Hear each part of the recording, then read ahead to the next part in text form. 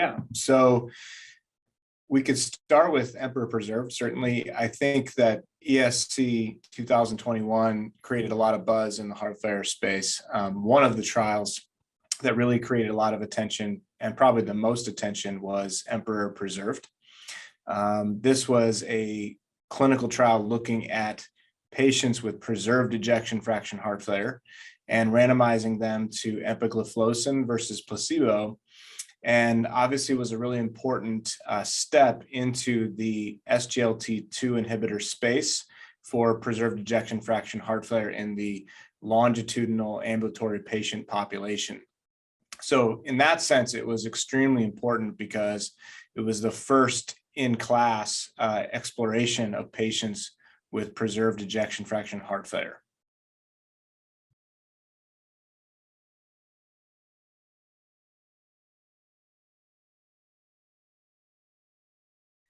Yeah, so simultaneously with Emperor Preserved being released and reported at the ESC meeting, we also had in the Lancet a publication and a presentation of the results from the GUIDE-HF study, which was really focused on remote pulmonary artery pressure monitoring for patients with heart failure. It was not stratified based on ejection fraction.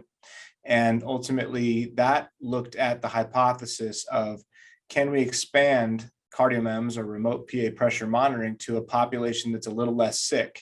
So class 2 patients rather than just class 3 patients, with NYHA class 3 historically being the patient population of interest that we saw with the original pivotal Champion trial from 2011.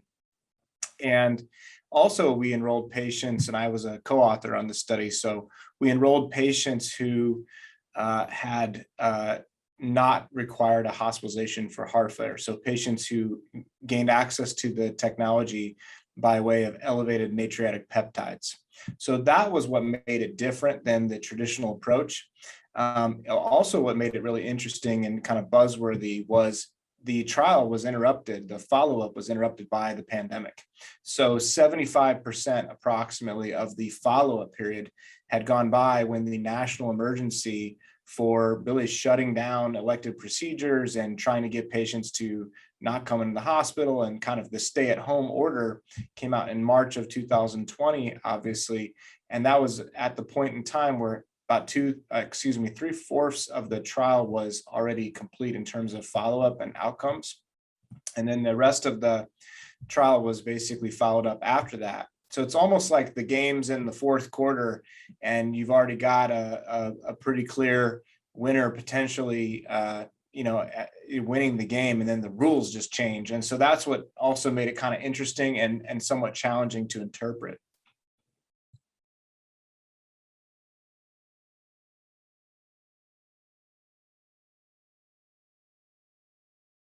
So I would say what made ESC particularly interesting is that we had really a convergence of interests in opportunities for therapies in preserved ejection fraction heart failure in particular.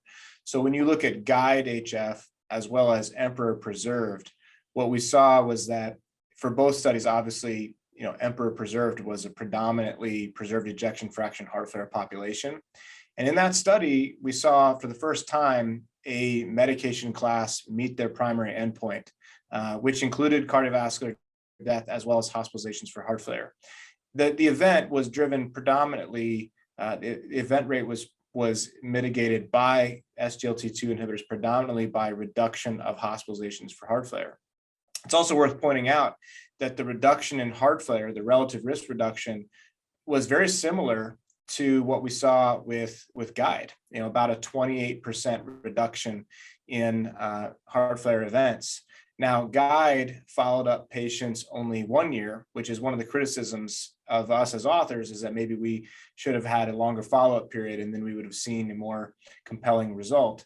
But the preserved ejection fraction population in Emperor Preserved was a 3-year follow-up period.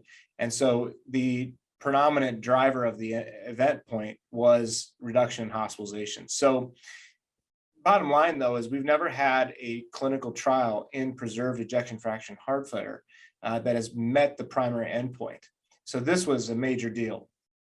There's been some buzz about, well, why are we still unable to move the cardiovascular death endpoint in preserved ejection fraction heart failure clinical trials. And if you look at the raw mortality, it was relatively equal between the two arms.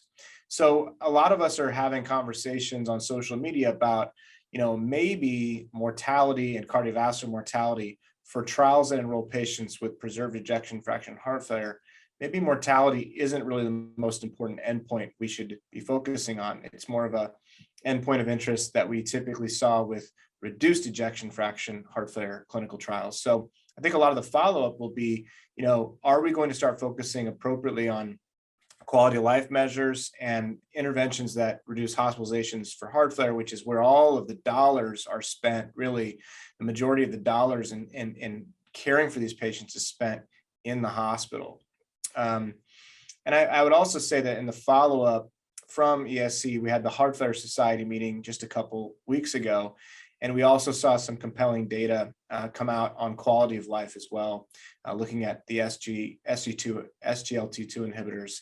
And that's been really encouraging to see, is that quality of life scores such as KCCQ and impact on patients' quality of life is also proving to be impactful.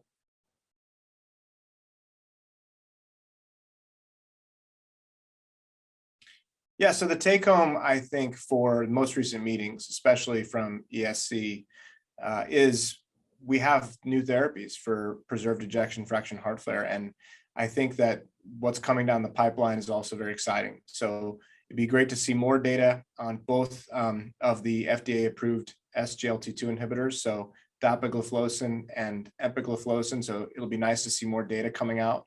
But to have a class of medications that can make a difference for these patients is a really big deal. So that's going to be a big part of what happened in 2021. And I also think we have an opportunity to expand our understanding of remote monitoring in general. And I think we really need to dig into opportunities to grow that space, because we've also learned that telemedicine is not a great way to apply a approach to therapy that works for everybody. We've seen some pretty concerning data showing that patients of color, elderly patients, poorly educated patients really struggle with video visits, and they tend to potentially do better with phone visits. But without the remote monitoring data to help guide interventions in diuretics and heart failure therapies, it can be very challenging to really create equity in that patient population. And it's actually, unfortunately, the pandemic has further exploited disparities. And so this is another area where you need to really explore and do a better job.